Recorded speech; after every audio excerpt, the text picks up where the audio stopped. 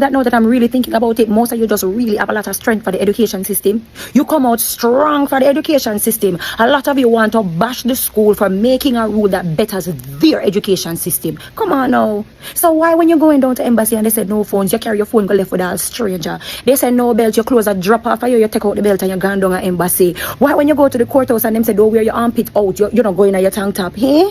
What?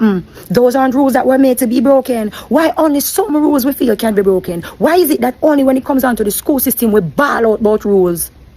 You know, it's very funny. It's very funny. It's a ticklish little situation because we only cry out over rules when it comes to the education system. I realize that no tight pants we ball, no clocks we ball, no edges we ball, no spray ground bag we ball. Pitney them a fail the subject them, nobody na ball. Nobody na ball.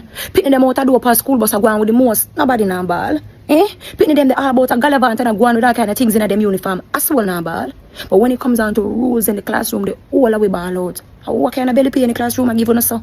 And that is why teaching is so difficult, because we don't have the support of the community or the parents. A few parents stand up with teachers and back way.